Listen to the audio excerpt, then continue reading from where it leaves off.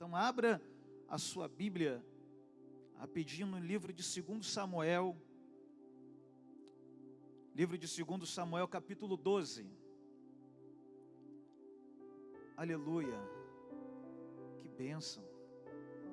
Hoje eu vou pregar como um tangedor, né? Ô glória. Livro de 2 Samuel, capítulo 12, versículo 20. Prometo, câmera, que eu não vou correr, tá?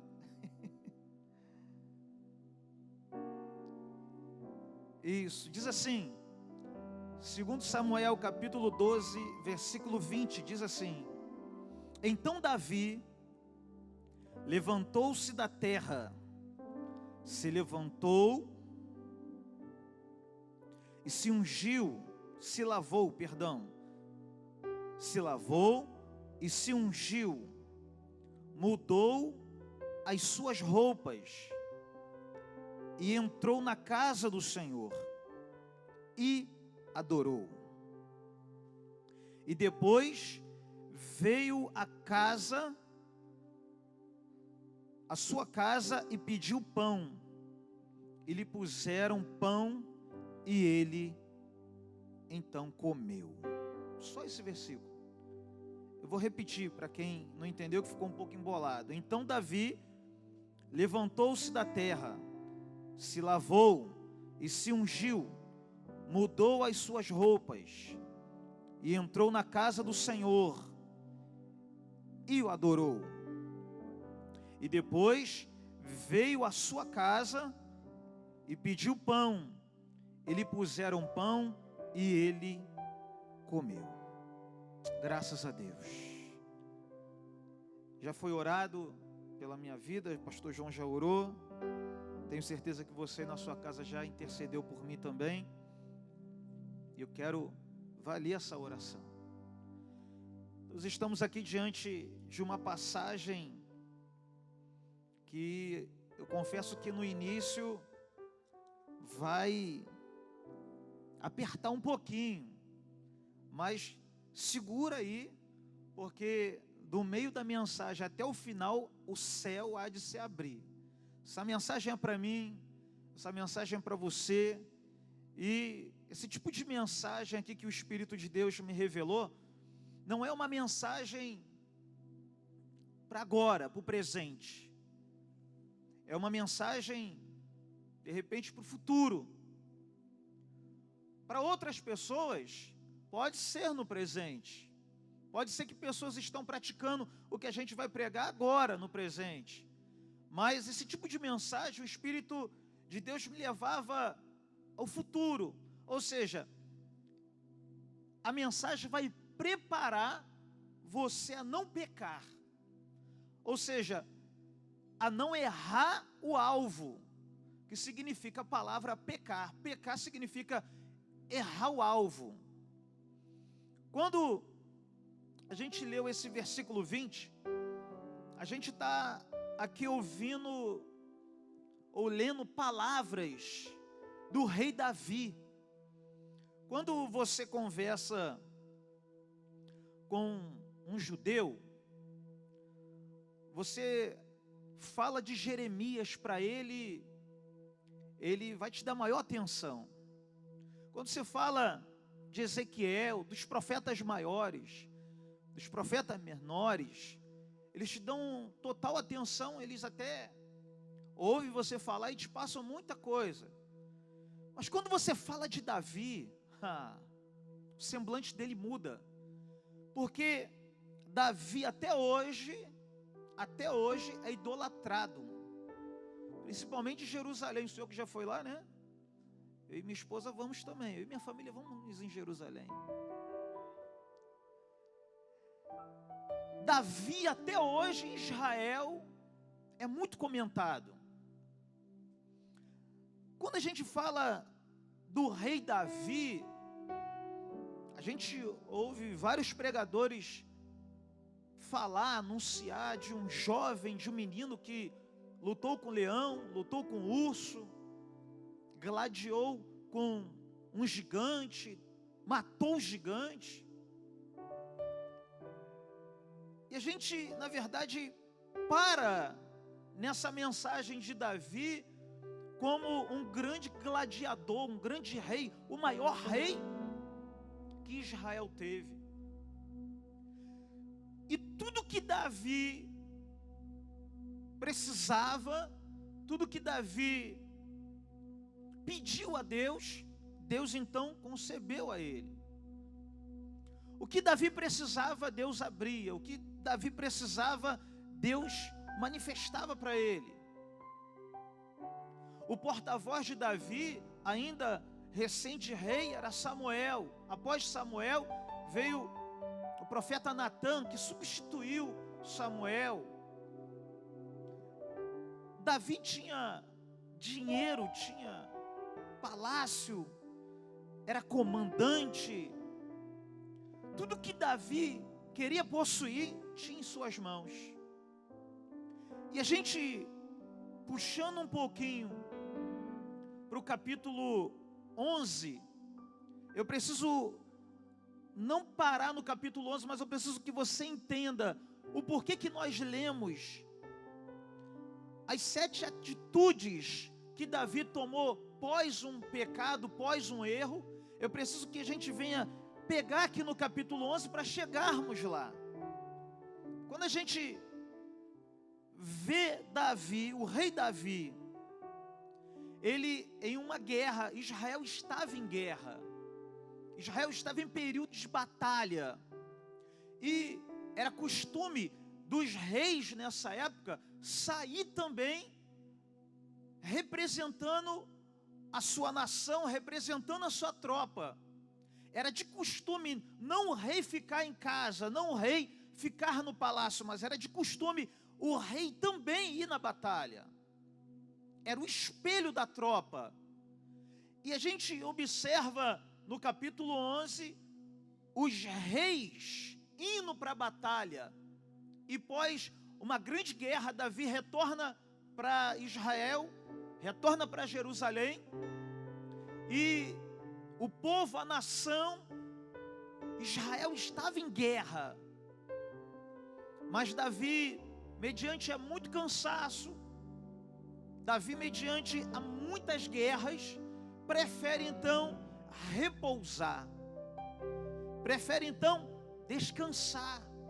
Mas a gente está falando não no momento de paz, não no período de paz, a gente está falando em período de guerra. O sargento sabe muito bem que guerra é guerra. Então, se é guerra, não tem como obter paz em momento de guerra. O espírito tem que estar em guerra. Ainda que a nossa guerra, o dia a dia, não venha tirar a nossa paz, mas o espírito tem que estar em guerra. Eu não posso entender que a situação do jeito que está, o jeito que está acontecendo, eu tenho que entender, não, vai passar. Não, daqui a pouco acaba. Não, eu vou continuar do jeito que eu estou, porque daqui a pouco, não. Ainda que esteja no controle de Deus, e nada foge do controle de Deus, mas eu tenho que estar em ativa. A minha oração não pode parar, o meu jejum não pode parar, a minha leitura diária não pode parar, a minha busca não pode parar. Não porque eu estou em casa nessa quarentena, que nem mais é quarentena, eu vou deixar de ser crente, eu vou deixar de ser pastor, eu vou deixar de ser obreiro, eu vou deixar de ser servo. Não. Eu não estou vindo para a casa do Pai, mas eu continuo sendo o mesmo.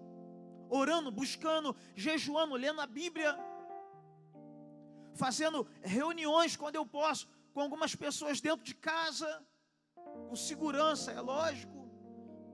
O meu dia a dia tem que ser essa busca. Buscai enquanto me pode o quê? Achar. Jesus vem dizendo assim. Então a nossa guerra é dia após dia. Não é porque eu estou em casa que eu devo relaxar. Foi o que aconteceu com Davi. Davi, no momento que ele tirou para reservar-se em casa, Ele achou que agora, está em paz, está de boa. O general Joabe vai na guerra, vai me representando, e eu vou ficar em casa descansando um pouco. E aqui começou, na verdade, a queda de Davi. Aqui que começou. Quando Davi, então, um belo dia, ele, na parte da tarde, ele vai passear sobre o palácio. Ele vai passear no terraço do palácio. Em período de guerra, Davi, em vez de estar na batalha, junto com os seus generais, com os seus soldados, Davi agora fica em casa, repousando, achando que está tudo mil maravilhas. E aqui começa o diabo trabalhar na mente de Davi. Como, pastor? Quando Davi passa agora a passear no terraço, preste atenção que eu não estou dizendo que você não deva ter um momento de lazer, que você não deva ter um momento ali com a sua família, o churrasco ou alguma coisa parecida. Eu não estou sendo um pregador Caxias dizendo que você tem que ficar numa caixa fechada e ponto, não. Mas eu estou dizendo que mesmo assim você tem que estar atento para as ciladas do diabo. Quando Davi começa a passear no terraço, você vai ver lá no capítulo 11, no versículo 2, que Davi agora passeia pelo terraço da casa real. E olha o que está escrito aqui, ó. Avistou do terraço uma mulher. Foi aqui que começou. O problema não foi ele estar em casa, o problema é ele, no momento de guerra, ele passear no terraço como se tivesse nada acontecendo. E aí ele viu, e quando o homem vê, automaticamente vem para a mente, e quando vem para a mente, vem para o coração. Aí, meu amigo, tem coisas, deixa eu te dizer uma coisa aqui, eu sou casado e muito bem casado, minha esposa está aqui de testemunho, mulher de Deus, pastora, mas meu irmão, tem coisas que você não tem que jejuar e orar não. Ei, principalmente jovem, olha para mim aqui, eu já fui jovem, eu sei o que é isso. Tem coisas que tu tem que correr, meu amigo. Não, eu vou orar, né, pastor? Não, eu vou orar, não é orar não, é sair fora mesmo, é correr mesmo. É como se fosse José. Já pensou se José, né, pastora, ficasse ali na frente da mulher de Potifar? E não, eu vou orar. Que orar? Eu vou é correr, meu irmão. E naquela que ele correu, ela pegou a capa e rasgou. Ou seja, é melhor eu correr com a capa rasgada do que ficar todo posudão com a capa inteira cheia de pecado, cheio de erros. Eu estou falando de Davi, vamos voltar aqui para Davi, senão já foge para outro. E quando Davi, ele começa a passear no terraço, ele começa a ver o que não era para ver. Ele começa a pensar o que não era para pensar. Não estava nos programas de Deus, de Davi ficar em casa passeando no terraço. Não, estava nos planos de Deus, Davi está na guerra. E guerra é guerra. Batalha é batalha. Selva é selva. E vamos que vamos. É o que eu aprendi no período que eu estava no quartel. É sim senhor, não senhor, e quero ir embora. E quando Davi, ele passeia no terraço, ele olha uma mulher formosa chamada Betseba. E dali começa Davi a cobiçar. Dali começa Davi a errar. O coração de Davi não estava mais na guerra, não estava mais na nação, não estava mais preocupado Davi com a nação. Estava Davi agora preocupado com uma mulher. E agora, tudo que Davi tinha de pensamento era colocado naquela mulher. E não contente, Davi agora chama a mulher ao seu recinto. E aí você já sabe o que aconteceu melhor do que eu. Eu quero correr porque eu não quero ficar aqui. Davi, para piorar a situação, coabita com Betseba, gosta de Betseba, só que Betseba era casada. E para piorar a situação, sargento, Betseba agora é casada com um dos soldados fiéis ao seu comando, chamado Urias. Urias, um soldado fiel à sua liderança. Urias, um combatente de guerra que estava pronto para todo tipo de batalha, todo tipo de guerra a favor da nação de Israel e a favor da liderança de Davi. E quando Davi agora entende que Betseba é casada com esse homem, arma agora Davi uma armadilha. Chama Joabe, que era comandante do seu exército, um general, que por sinal era seu sobrinho, filho da sua irmã, e começa agora a planejar como que ele iria se livrar de Urias. E a tática, a malícia foi colocar Urias na frente da batalha, e no momento que os inimigos estivessem frente a frente, os soldados que estavam junto com Urias iriam recuar, iriam deixar Urias sozinho na batalha. E assim aconteceu. Ou seja, olha o que Davi, o rei Davi, cometeu: um adultério e um homicídio ao mesmo tempo. E isso daqui, meu amigo, na lei de um rei, ou mesmo na lei de Deus, isso daqui não tinha perdão. Isso daqui, aos olhos de Deus, era algo detestável. Na lei de um rei, isso daqui era inadmissível. Não podia acontecer isso. Só que Davi errou. Davi pecou. Davi errou o alvo. E quando ele comete esse erro, ele então acha que tudo vai passar em branco. Porque não é assim. Não é assim. A gente erra, a gente peca e a gente esconde o nosso erro embaixo de um tapete, porque ninguém viu. E se ninguém viu, ninguém vai falar. E se ninguém vai falar, ninguém vai saber. E aí o que a gente faz? A gente pega o nosso erro e joga embaixo de um tapete. Só que nós temos um Deus que Ele vê tudo. Os olhos de Deus é como chama de fogo. Ele observa tudo. Mesmo que eu tente me esconder no mais profundo da terra, o salmista fala lá que Ele me acha, Ele me sonda, Ele me vê. Então mesmo que eu tente esconder de tudo, de todos, da minha liderança, mesmo que eu tente esconder de toda a minha família, mesmo que eu tente esconder de todo o sistema, um dia a casa cai. Um dia, é como o pastor João aqui disse, baseado em Mateus 7,7. Aquele que bem ouve e dá crédito para as palavras que eu digo, Jesus vem dizendo, ó, compará-lo-ei a um homem prudente, que veio o vento, veio a chuva, veio a correnteza e não derrubou aquela casa. Por quê? Porque a casa está edificada sobre uma rocha.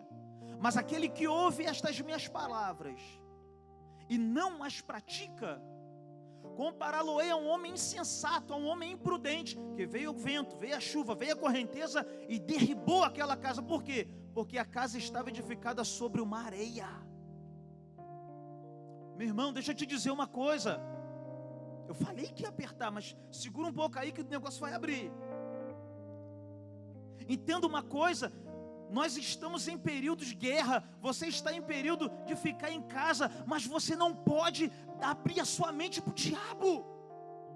Você não pode alimentar a sua carne mais do que você alimenta o seu espírito. Uma vez que você alimenta muito a sua carne, o seu espírito fica fraco. Porém, uma vez que você alimenta muito o teu espírito, a carne enfraquece. Eu não estou querendo ser para você um Superman ou um super-herói, não. Eu falho, eu erro. E meu irmão, deixa eu te dizer aqui, minha esposa, de novo, boto ela como testemunho, eu já errei muito. Muito, muito. Você não tem noção como eu já errei. Porém, eu posso errar em outras coisas. errar na mesma coisa, como diz o ditado, já é burrice. E uma coisa que eu não sou é burro. Graças a Deus por isso. Eu posso de repente errar em outras coisas. É como eu escutei um conselheiro um dia me dizer, o pastor João: pastor Jorge, tem coisas que é melhor a gente errar no início. Não foi isso? Porque quando chega lá da metade para o final, você não vai errar com as mesmas coisas. Falei, que bênção. Mas sabe o que Salomão... A Bíblia diz que não houve nenhum caiu a ver homem tão sábio. Isso aí, um homem tão sábio como... Eu falei, captei a vossa mensagem, ó sábio João. E aí você vai analisar naquilo que a gente está falando, que agora Davi acha que vai esconder esse erro, que ele vai colocar esse erro que ele está praticando embaixo do tapete, mas havia profeta na terra. E Deus agora pega quem? O profeta Natã. E revela tudo para o profeta Natã, dizendo tudo que Davi estava praticando. E como não era de costume o profeta procurar o rei, o profeta Natã agora vai à recâmara do rei e o rei Davi já pensa, opa, se o profeta veio até a minha presença, alguma coisa Deus quer falar, alguma coisa boa, Deus está querendo falar comigo. E o profeta entra e fala, meu senhor, tem um recado de Deus para ti. Davi, opa, que coisa boa. No período de guerra, Deus está trazendo um recado para mim. E realmente estava trazendo um recado. E aí, como Natã era muito bom em conjectura, Natã agora começa a conjecturar, falando de uma passagem qual veio na mente dele, de um homem pobre e de um homem rico, a qual aquele homem pobre, ele tinha uma ovelha, e o homem rico tinha muito dinheiro. E esse homem rico agora ele pega a única ovelha que o homem pobre tinha e arranca do homem pobre aquela ovelha. E tudo que o homem pobre tinha de investir, que ele criou, ele investiu, ele criou um futuro com aquela ovelha, foi arrancado das mãos dele. Isso o profeta Natã falando. E o rei Davi ali, escutando, observando as palavras do profeta, e o profeta ali falando para ele. E então, rei Davi, assim acabou a história desse homem. O homem pobre ficou na beira do abismo da morte, porque mataram, arrancaram aquilo que era de valor para ele. E o homem rico, em si já era rico, ficou melhor ainda, porque ele ignorou o homem pobre e manchou toda a imagem do homem pobre e ficou com a única ovelha que o homem pobre tinha. O homem rico ficou. E aí ele passa essa responsabilidade para o rei Davi, dizendo, o que o Senhor faria se o Senhor pudesse julgar esse homem? O rei Davi olhou e disse, esse homem precisa morrer, esse homem tem que morrer. Se eu fosse julgar esse homem iria morrer. Ah, ele iria morrer? Sim, ele iria morrer. E pior do que isso, ele deve pagar pela cordeira 4 vezes mais. E isso era o que estava escrito lá em Êxodo, no capítulo 22, versículo 1. Onde todo aquele que saqueava alguma coisa do seu irmão, ele tinha que devolver 4 vezes mais. Então ele usou o que estava na palavra. Davi usou o que estava na palavra. Olha, se eu pegasse esse homem, ele tinha que devolver para o homem pobre 4 vezes mais. Pois é, meu rei. Aí entra agora a profecia. Pois é, meu rei. Então Natã disse a Davi: tu és esse homem. Você é esse homem. Meu irmão, tem que ser profeta mesmo. Isso aí tem que ser profeta mesmo. E ele disse: o Senhor é esse homem rico. Deus te deu ouro, Deus te deu tudo. E você decepcionou a presença de Deus, arrancando a única ovelha que o teu soldado tinha. Você acabou com o seu ministério, você acabou com a sua caminhada. Você, Davi, é esse homem a qual eu estou conjecturando. E na hora, naquele momento, a casa caiu. Mas deixa eu te dizer uma coisa aqui, aproveitando naquilo que eu estou pregando. Natã foi amigo de Davi. Por quê, pastor? Porque amigo não é aquele que entende que você errou, não é aquele que entende que você pecou e cobre o teu pecado, não. Falando que não, Deus vai te abençoar. Não, Deus sabe de tudo. Não, Deus está no controle, meu irmão. Amigo é aquele que senta contigo e fala assim: olha, você errou nisso, você errou naquilo, mas eu tenho certeza, vamos unir a nossa fé. Deus vai, aí sim, ó, Deus vai operar, mas você precisa se arrepender. Porque se você não criar arrependimento, não tem como Deus trabalhar. O problema é que tem muita gente errando, muita gente pecando, e a verdade é que não é arrependimento. É o quê? É remorso. E Deus não trabalha em remorso, Deus trabalha em arrependimento. E quando você se arrepende, Deus em sua palavra diz: eu não sou homem para que minta, nem filho do homem para que se arrependa. Se eu prometi, eu vou zelar com a minha promessa. A Bíblia vem dizendo que Deus não rejeita um coração quebrantado diante dele. O problema é que tem muita gente com remorso, confundindo arrependimento. E quando Davi ouve aquela palavra pesada de Natã, ele: caramba, a casa caiu, o Senhor vai arrancar tudo de mim. Olha a preocupação de Davi: o Senhor vai arrancar tudo de mim. Meu irmão, deixa eu te falar uma coisa: não é período de remorsos, é período de arrependimento. Olha o que Deus está fazendo no mundo, para você se arrepender dos seus pecados, dos seus erros, praticar agora as boas obras. O momento é esse. Só que agora eu quero virar a página. Em 10 minutos agora eu fecho isso aqui. Quando Natã lança essa palavra para ele, Natã agora se recolhe e vai para casa. Mas antes dele ir, ele diz: olha, fique tranquilo, Deus não vai arrancar nada de você. O seu reino será para sempre. O seu reinado não vai acabar. Acabou?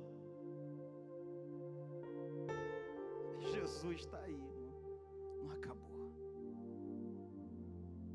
Então, quando Natã libera essa palavra para ele, ele diz: ó, porém, Davi, a espada entra na tua casa e não sai mais. Ou seja, todo pecado tem uma consequência. Tu vai ter que agora pagar o preço. Tu agora vai ter que dar agora teu jeito, Davi, para que Deus ainda continue te olhando como um homem segundo o coração dele. E aí quando Natã libera essa palavra, ele diz o seguinte: Davi, o filho que está sendo gerado em Betseba não viverá, morrerá. Ah, papai. pai de primeira viagem, né? Já imaginou? Primeiro filho, não vai viver, vai morrer. E agora a gente vê um Davi totalmente diferente de capítulos anteriores. A gente não vê um Davi prepotente, um Davi que não quer saber de nada espiritual. Ele agora quer buscar Deus. Meu irmão, é por isso que Deus permite a gente passar por situações, porque só em situações como essa a gente se inclina para Ele, a gente busca Ele de maneira diferente. É ou não é? Tem pessoas que só conseguem buscar a Deus na hora da prova. Por isso que tem pessoas que só vivem na prova, porque é a maneira que Deus vê de colocar você no eixo que Ele quer. Então Davi agora, ele vai se separar com Deus. Agora a página vai virar, ó, vai virar. Não é porque você pecou, eu não estou incentivando você a pecar, não. Porque tem pessoas que entraram naquele período assim da graça. Não, eu vou pecar porque amanhã Deus vai me perdoar, né? Eu vou errar porque amanhã Deus vai me dar mais uma chance. Sim, Deus vai te dar quantas chances Ele quiser, não a que você quer. A gente precisa entender isso. Ah não, Deus é misericordioso. Não, Deus, a misericórdia de Deus é infinita até onde Ele quer. Olha aqui, ó. A gente erra, e Deus dá a primeira, a segunda, a terceira, até onde Ele quer. Quando Ele não quer mais, acabou, meu irmão, parou. E aí Davi agora, ele vai buscar o Senhor. E agora Davi, ele se inclina e começa a ministrar jejum sobre ele, e oração, e oração, e oração. Troca as suas vestes, coloca vestes de humilhação diante de Deus, porque a intenção era: a criança ainda está viva no ventre de Betseba, e quem sabe se eu me humilhar, quem sabe se eu clamar, quem sabe se eu jejuar, o Todo-Poderoso vai poupar meu filho. E aí passa-se alguns dias, e Davi buscando. Só que agora chega a mensagem sobre os servos de Davi, dizendo: a criança não sobreviveu, a criança morreu. Davi, eu tenho uma notícia para te dar: a criança não sobreviveu, ela morreu. Só que aqui a gente vai ver os servos de Davi com medo. Como é que eu vou falar isso para Davi? Como que eu vou comunicar isso a Davi? Davi agora percebe essa situação, o movimento de falar, o movimento dos servos dele, e entende que alguma coisa está de errado. Só que a gente acha que um Davi em jejum e oração, e se humilhando diante de Deus, os servos dizem, com a pergunta de Davi, a pergunta foi: a criança morreu. E os servos disseram: ele morreu. Davi estava sujo, Davi estava prostrado, humilhado diante de Deus. Só que aquilo dali já passou a ser um espírito de miserável. E Deus não tem aliança com pessoas que têm espírito de miserável, irmão. Por mais que você esteja na luta, na guerra, na situação difícil, mas o teu espírito tem que estar inabalável, tem que estar para cima. Ah, pastor Jorge, tu não está vivendo o que eu estou vivendo, o que eu estou passando, tu não sabe o que eu estou passando. De repente você está me fazendo essa pergunta aí na sua casa. De repente você não sabe o que o teu vizinho está passando. E você acha que a sua cruz é muito maior do que a dele. Mas olha para a sua vida e vê se está faltando alguma coisa para você nesse período aí. Por mais que você abra a geladeira e tenha alguma coisinha para comer, mas tem. Por mais que você coloque de repente a mesma roupa toda semana, mas você tem. Olha ao redor do mundo aí, que você vai observar e vai parar de murmurar, vai reclamar menos. E agora Davi, quando ouve a notícia que o seu filho morreu, aí mudou a história. Porque a primeira atitude que Davi teve foi de se levantar, não mais de ficar prostrado, não mais de ficar deitado. Ele se levantou. Você leu comigo no versículo 20 aí, ó. Então Davi levantou-se. Por quê? Porque Deus não trabalha, não opera em crente prostrado, deitado, mendigando pão. Deus não trabalha na vida de pessoas, dependendo do seu credo religioso. De repente você é evangélico, mas de repente você é espírita, é católico, não importa naquilo que você crê. Eu estou falando para você como pessoa. Você precisa levantar-se desse pó que você se encontra. Você precisa tomar uma atitude, se levantar. Foi o que Davi fez em primeiro plano. Davi se levantou. E quando ele se levanta, ele se lava. Ele cuida agora do seu corpo, ele toma um banho.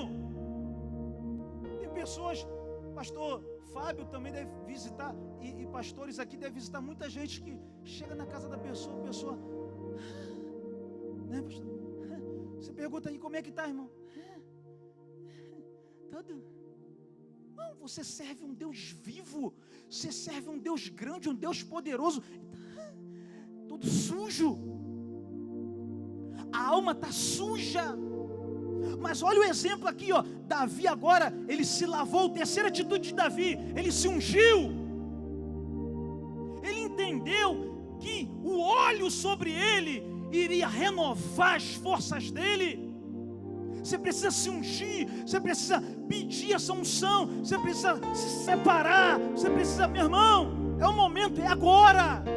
Mas pastor, eu errei muito, pastor, eu pequei muito, mas Deus está me trazendo aqui nessa noite para te dizer: o pecado que você cometeu, o erro que você cometeu, ó, Ele já levou no rio do esquecimento. Ele está te dando uma página nova para você começar tudo de novo. Começa tudo de novo, minha irmã. Começa tudo de novo, meu irmão. Mas como que é o começo, pastor? E lá no final da fila, e começa tudo de novo. E aí, Davi agora, em quarta atitude, ele mudou sua roupa. Ei, bota uma roupa bacana. Puxa um zoom aqui em mim, puxa um zoom aqui. Bota uma roupa bacana, meu irmão. Bota um beck bacana. Tá duro, tá sem dinheiro, mas bota uma roupa bacana, ó. As pessoas vão te perguntar na rua: vem comigo, câmera. Como é que tu tá, meu irmão? Tô bem. E minha irmã, como é que tu tá? Tô ótima. Ué, mas eu fiquei sabendo. Não, te informaram errado. As pessoas vão te olhar de maneira diferente, meu irmão. Tu serve um Deus vivo. Puxa um zoom aqui em mim. Tu serve um Deus vivo, minha irmã. Tu serve um Deus vivo, meu irmão. Muda essa roupa, muda essa aparência. Ei, dá a volta por cima. Pastor, tu está querendo levantar minha autoestima? Sim, sim. Estou querendo levantar a tua autoestima, porque quem vai levantar a tua área espiritual já não sou mais eu. É aquele que vive dentro de mim. É aquele que quer habitar dentro de você. Ei!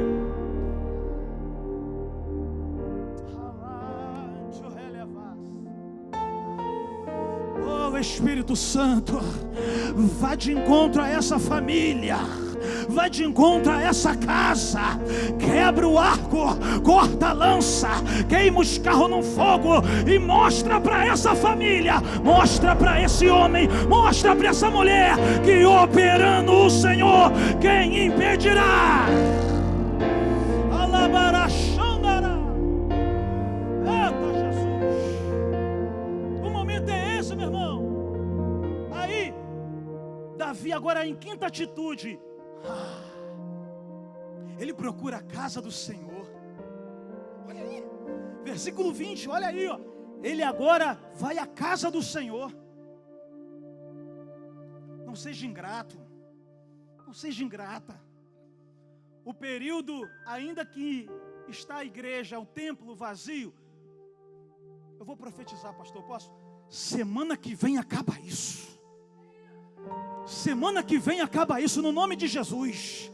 Vai acabar, a igreja vai entupir. Vai ter que ter 3 cultos aqui, pastor. Vai ter que ter 4 cultos aqui. O negócio vai explodir, meu irmão. Vai explodir. Se tu acredita nisso, levanta a tua mão aí e dá uma rajada de glória.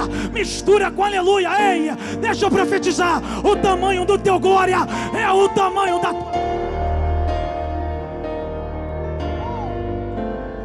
Alabarachandara. Eita, Jesus, vai explodir. Procura a casa de Deus, se prepara. Procura a melhor roupa. Procura a melhor roupa. Semana que vem acaba isso, meu irmão. Tu vai para a casa do Pai. Tu vai para a casa do Senhor. Davi foi para a casa de Deus, irmão. A 6ª atitude para a gente correr e finalizar. O ministério de louvor já pode vir explodindo tudo. Ele adorou a Deus. Peraí, pastor, como assim? Ele não estava na casa do Senhor? Sim, sim. E a 6ª atitude está falando que ele adorou a Deus? Sim.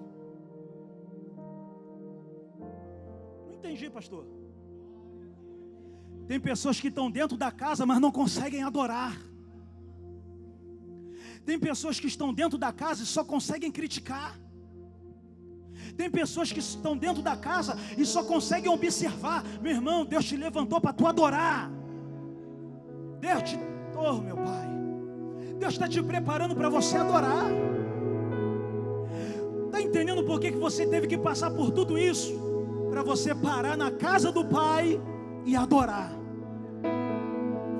Ei, pastor. Ei, pastora, você está me assistindo aí? Não importa quem está criticando, não importa quem está falando mal. A gente veio aqui para adorar. Os adoradores estão aqui comigo. Tem adorador aí dentro de casa? Então levanta a tua mão, adorador. Ei, segura, segura. Sabe por quê? Olha aqui, ó. Versículo 20, olha aqui, ó. Quando ele adorou na casa do Pai, ele agora foi para a sua casa. E o que ele foi fazer dentro de casa? Olha aí o que ele foi fazer. Comer pão. Quem é o pão? Quem é o pão? Quem é o pão? Quem é o pão? Quem é o pão? Quem é o pão, meu irmão? Eu não sei se você está encaixado nessa mensagem. Eu estou encaixado. Pastor, tu está encaixado, eu estou encaixado. Essa mensagem é para mim também, meu irmão. Mas o Senhor me trouxe aqui hoje, não somente como pastor, mas como profeta, para te dizer: ei, se tu errou, não é momento de você simplesmente se afogar nesse erro. É momento de você primeiro se levantar, é momento de você se lavar, é momento de você se ungir, é momento de você mudar de roupa, é momento de você ir para a casa do Senhor, é momento de você adorar. Ele vai te alimentar do pão, meu irmão.